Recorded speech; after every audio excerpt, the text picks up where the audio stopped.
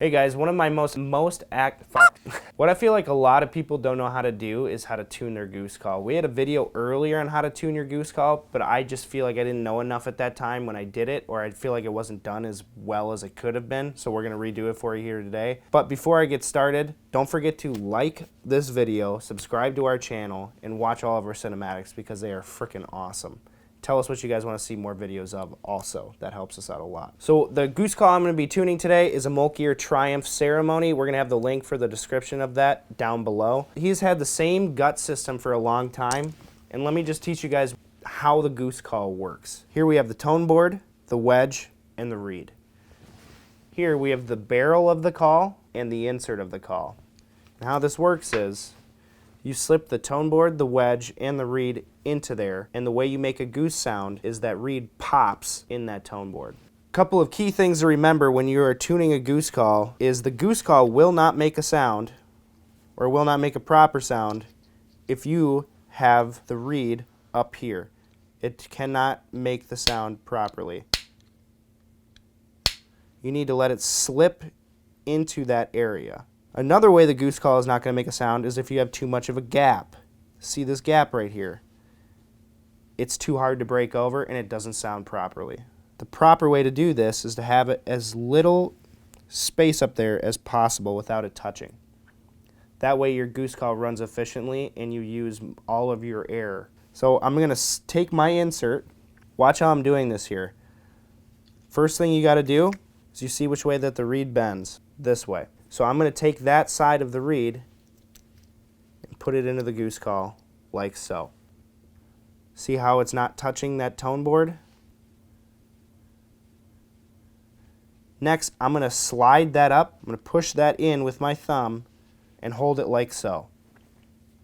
Then I'm going to take my wedge. I'm going to stick it right where those lines are because this is a used reed. If you don't have a used reed and you're trying to figure it out, what I like to do as a rule of thumb, no pun intended, is to put my thumb there and have almost my entire thumbnail spanning the reed. Next, you're going to barely slide it into your insert. Just kind of twist it like that a little bit. So now I'm going to check my reed and I can feel it catching. I don't know if you can hear that, but I can hear it catching. So I'm just going to adjust it by pushing it down just a little bit. Now it's not catching anymore. So what I like to do from here is I like to kind of snug it down by pushing in the reed again. So when I push the whole system down, it doesn't move. And that's really important. That will save you a lot of trial and error. So I'm just going to push it down just a little bit, and I'm going to put my barrel on, and I'm going to try it out.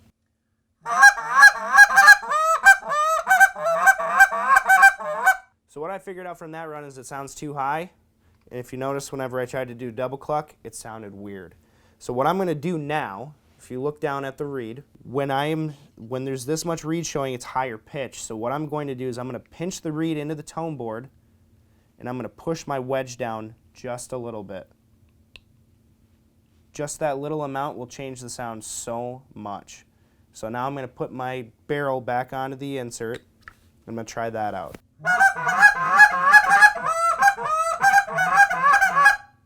So again, that's a little too high pitch for me. And one of the things that I look for that a lot of people don't is when I do my pressure notes, aka a spit note or a quick spit, some gut systems are a little bit too poppy for me and it doesn't sound as natural as the Canada Goose does to me. And so I really look for that pressure note, and I'll show you here in a little bit what that sounds like.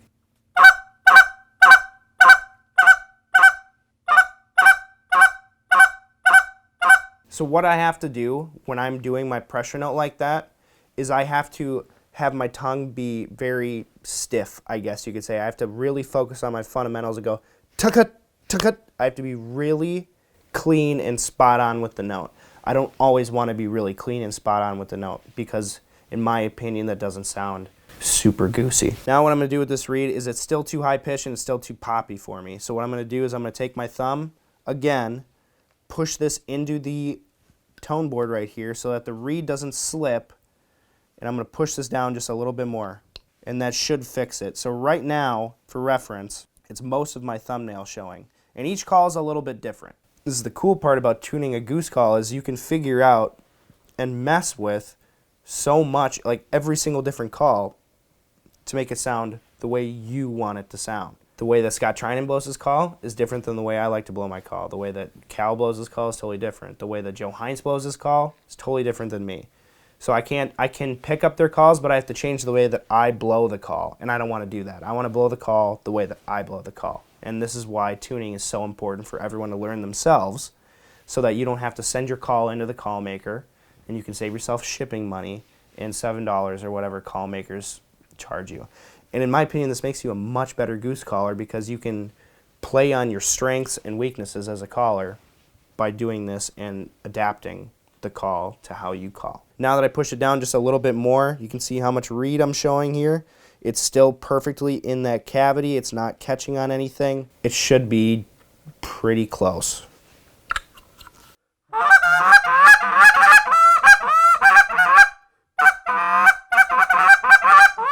So it still needs a little bit of couple more fine adjustments. It's pretty freaking close, but I'm going to show you guys the little tiny intricacies you can do to your call to make it perfect for you. It's low enough now, and I don't have the guts in there super tight. I can still take them out really easy.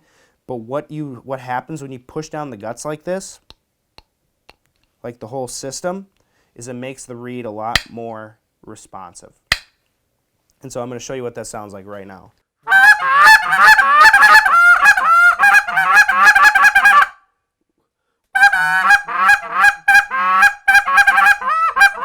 It gives you that poppy sound. It makes you run your call a lot. It makes you able to run your call a lot faster. Personally, this is a lower toned call. I don't want to do that with this call. I like to leave my guts out a little bit more than most people do, especially with this call. Each call is different, like I said before. This is about where I like my reed. This much reed showing. As you can see, I shaved it down myself, and I'm going to show you here in a second how you can shave your own reed without having a reed clamp. But this should be just about money. And if I want it to be a little bit more responsive, I can, twist it down a little bit as long as I hold my finger right here and pushing that reed, keeping it in the same spot. The adjustments, the tiny little adjustments that you need to make it personalized for you, are not going to make you have to take out the whole gut system again and redo it and try to figure it out.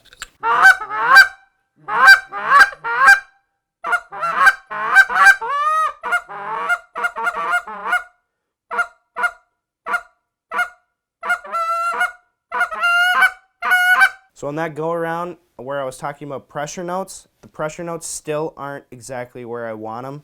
So what I'm going to do with my call is I'm going to take down the reed just a little bit, and I mean just a tiny fraction, to give it a little bit lower, goosier tone.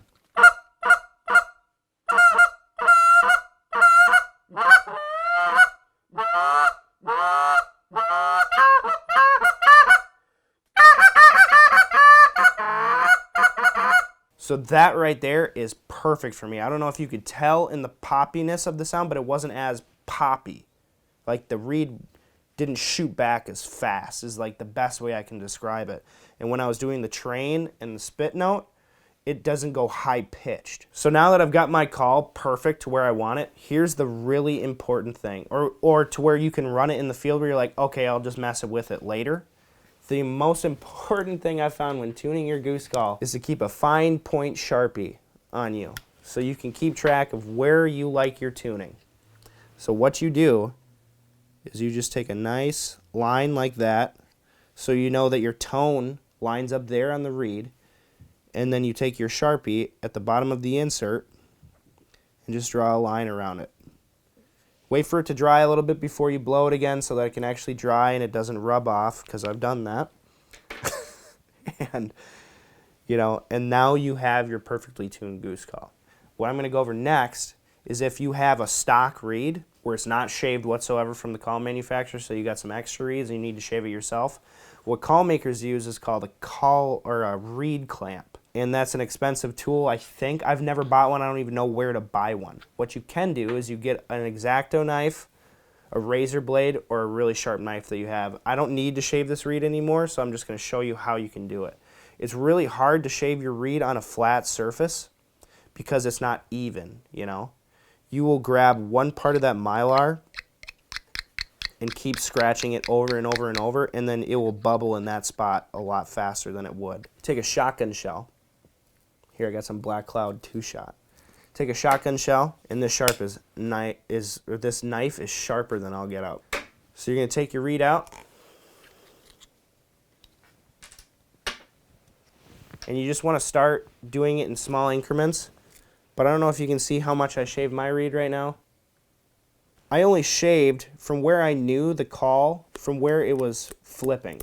So like where my tone board stops and where all of this is the part that snaps, that's the only part you really need to shave. I've never really experimented with shaving underneath because a little bit does kick out on the bottom. I'll show you here. So as you can see, a little bit of the reed here at the bottom is showing.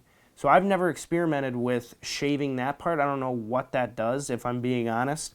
Let me know in the comments below if you've done it and it does help. Here's how you shave your reed. You are going to take this shotgun shell, put your reed on the shotgun shell, take your knife, and you are going to put pressure a little bit more towards the front, and you are just going to do an even, roll it along the shotgun shell so it looks like this. And then you're going to take little tiny increments of Mylar off. Just like that. It's not going to look like a lot was done, but you see how I have these little fuzzies on the side? I've seen Scott use a nail file to take those off. I've seen other guys just use their fingers. I've seen some people take the knife to it. But I got some fuzzies, and those will affect your calling because they will get hung up on the tone board. So that's essentially how you shave your reed, and you can do a T. You can make a T with it where it's like one down the middle and then one hatching across the end, or one across the horizontal face of it perpendicular to the grain of the Mylar, like this. So a lot of people I know do a T scrape, but that is essentially how you tune a goose call, and it's going to be different for every single person. I know I tune my call a lot different than most people do, but I think that's how I can get a goosey tone out of my call, is by tuning it myself. And just like that, my call is back to the way it was, but now I can see I went down just a little bit more. So that's going to be perfect to the way that I had it before. I want to show you what my pressure notes sound like now.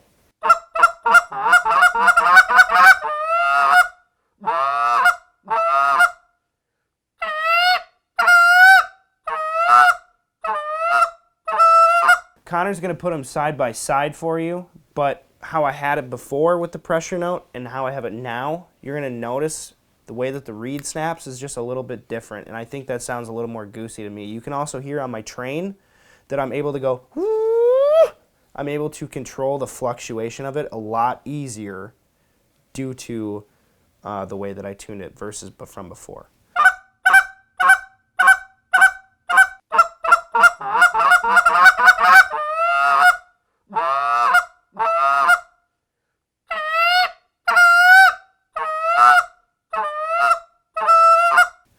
So hopefully this helps you out, guys. Let us know if you want us to do any other videos. Be sure to subscribe to our channel, like this video, let us know if it helped you out in the comments below, and have yourself a good one.